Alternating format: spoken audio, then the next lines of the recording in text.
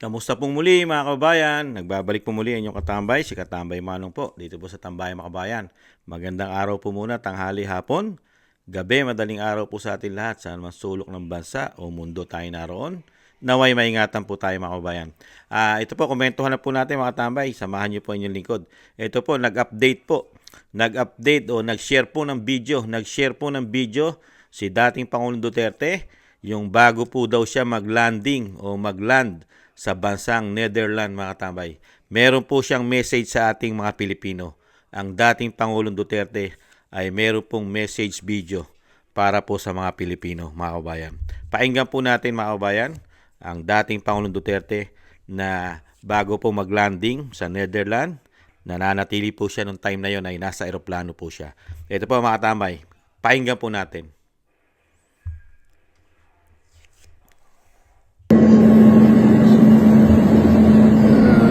To my countrymen,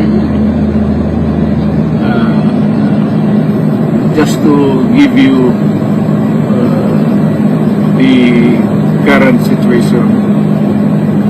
I am about to land sa gate. Galing ako Dubai. Stopover for it's a long haul, it's a long flight. Okay ako. Doon na touring.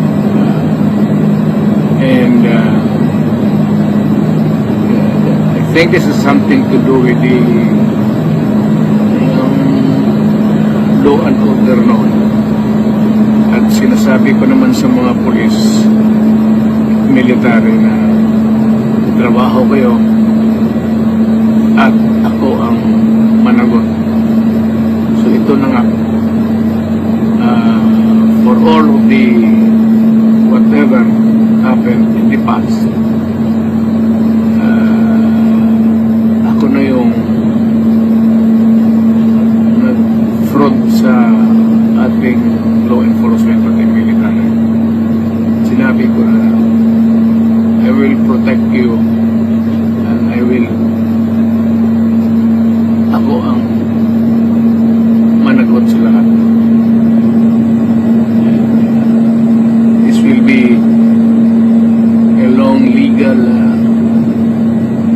Proceedings. But I say to you, I will continue to serve my country at so be it. Kung ganun ang destiny ko. Salamat. Yan po mga tambay, nakakalungkot pong message ng ating dating Pangulong Duterte mga tambay. At sinabi po niya na maayos naman po siya. Nag-stop over po sila ng Dubai mga tambay. It's a long flight ayon po sa dating Pangulong Duterte. Napakahabang biyahe. Pero nananatili naman daw po siyang okay. At nag-message po siya sa ating mga men in uniform, sa kapulisan at sa kasundaluhan. Ito po yung sinasabi ni dating Pangulong Duterte. Dati niya na po sinabi ito. Nung sinasabi niya ang lahat po ng ang proteksyon, lahat po ng proteksyon na ibibigay niya po sa men in uniform.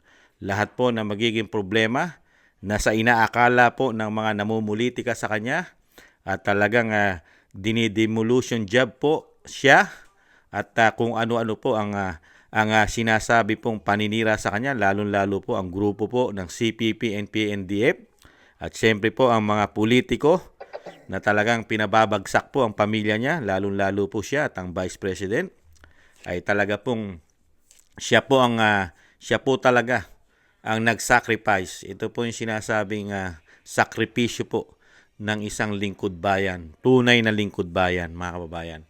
Dahil po sa pagmamahal niya sa ating bansa, talagang handa niya po isakripisyo ang kanyang sarili, ang kanyang buhay para po dito sa mga tao na sobra pong gahaman, ganid at talagang grabe po ang kanilang sobrang pagnanasa na manatili po at mawala at hindi na mawala ang kapangyarihan sa kanila mga kababayan. Yung mga ganong klase pong lingkod bayan ay hindi po totoong lingkod bayan sila mga katambay. Naglilingkod lang po sila para sa mga kani-kanilang sarili, mga kababayan. At syempre, sa mga proteksyon nila. Lahat sila, mga kababayan. Pinagkaisahan po kasi, halos lahat po. Buong puwersa po ng gobyerno, nakita po natin ng 3 taon kung paano po pinulitika, siniraan ang dating Pangulong Duterte kasama po ang Vice President.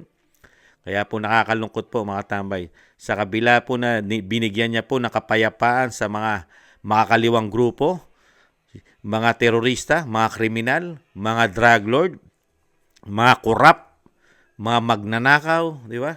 Mga addictus na ayaw magbagong buhay para maprotektahan po tayo mga normal na tao. Ito lang po ang iginante, mga tambay. Ito po ang napala natin, mga tambay. Ito po ang napala ng Pilipino, mga kababayan. Kaya po, kahanga-hanga po, nakaka-proud po. Si Kamanong po ay proud na proud po ako sa aking sarili na ako po isang Pilipino. Lalong-lalo po, nagkaroon po tayo ng isang presidente sa panahon po natin na nakita po natin na isang tunay na presidente handang magsakripisyo, handa po niya ibuwis ang buhay niya para sa Pilipino at para sa bayan, mga katambay.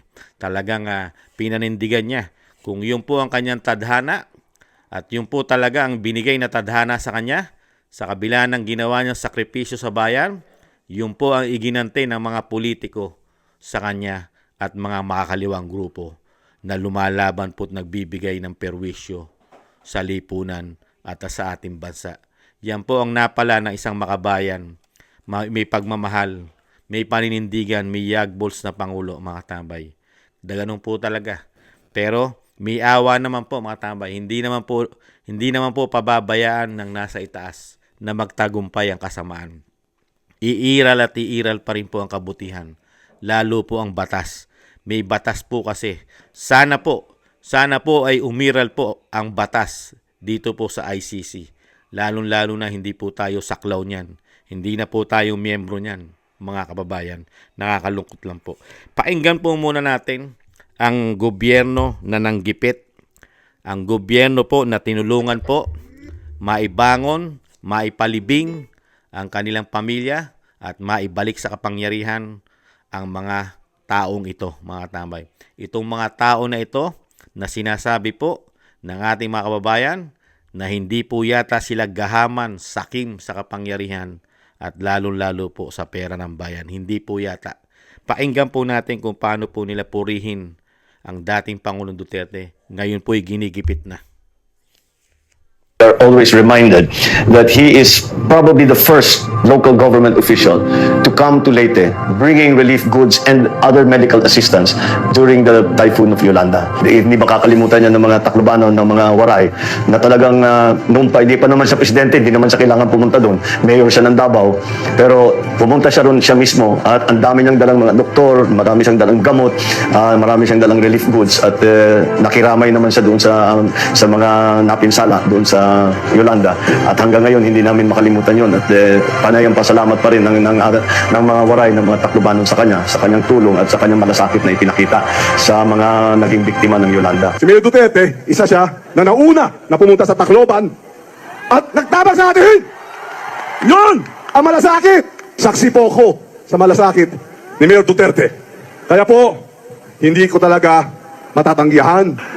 Kailangan talaga tumanaw ako ng ulutang na loob sa lahat ng mga Bisaya. Kaya sinama niya lahat.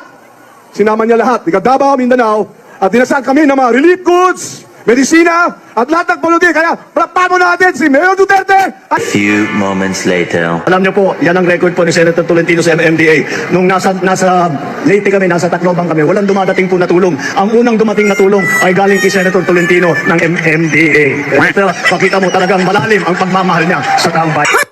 Yan po, mga tambay, talagang hindi po natin makakalimutan po sila. Hindi po makakalimutan ng Pilipino ang ganito po.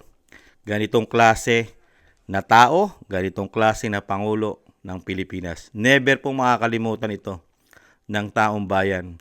Lalo po yung matutuwid at matitinong Pilipino, mga tambay. Never po makakalimutan ang Pangulong Marcos, ang pamilya ng Speaker, ang Speaker Romualdez, at ang pamilya Araneta. Never na pong makalimutan ng mga Pilipino yan.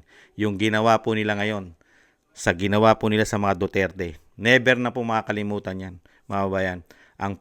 Ang pagganti po nila at pagtanaw ng utang na loob ay nakita po at nasaksihan ng mga Pilipino kung anong klase po silang mga politiko at anong klase po meron sila sa kanilang pamilya at sa kanilang dugo. Di umano, mga katambay. Yan po, nakita po natin.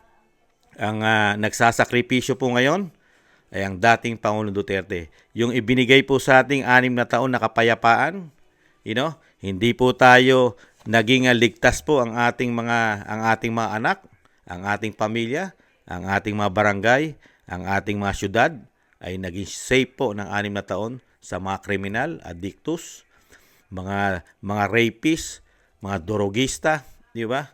At mga randing and tandem, mga iskalawag na pulis, ninja cops, naging safe po tayo dyan, mga kabayan.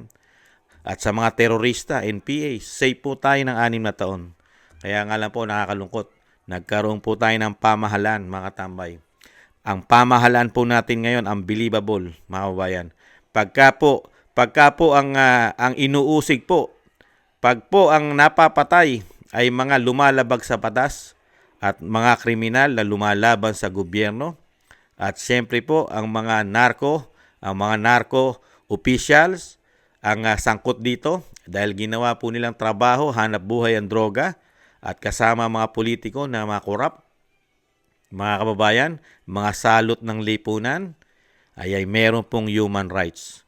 Isinisisi po sa dating Pangulong Duterte ang human rights ng masasamang tao. Pero nasaan naman po yata, hindi po pinag-uusapan at wala pong gobyerno na sumisingil naman po dito sa mga gumawa na pagpatay, ginahasa ng mga kriminal. Ginahasa, pinatay ng mga MPA, pinatay ng mga terorista, pinatay ng mga addictus, ginahasa nga. Wala pong human rights yan, mga tambay. Wala pong nagsasalita diyang human rights sa mga biktima nito. Kaya po, napakasakit po na nangyayari kay dating Pangulong Duterte. Yung protektahan mo ang matitinong tao, nagkaroon po siya. Ganyan. Siya pa ang napasama. Protektahan mo ang mabubuting tao. Kaya po sa gobyerno po natin ngayon, mas pinoprotektahan po ang masasamang tao. Meron pong human rights ang mga lumalabag sa batas. Mga pumapatay na katulad ng mga NPA, di umano. Mga terorista. Pagka sila po ang napatay, may human rights po, mga tambay. Pagka lumalaban sa batas, pagka ang napapatay ay mga sundalo, mga pulis, walang human rights, mga kababayan. Ganyan po sa ating bansa. Hindi po katulad sa Amerika. Never. Sa Amerika po, hindi po pwede po ang ginagawang ito sa atin. Katulad po ng ginagawa po sa Pilipinas, ay hindi po obra sa Amerika. May mga kababayan po tayo sa Amerika. Sa Amerika po, hindi po pinoproteksyonan ang masasama. Never po nilang bine-baby.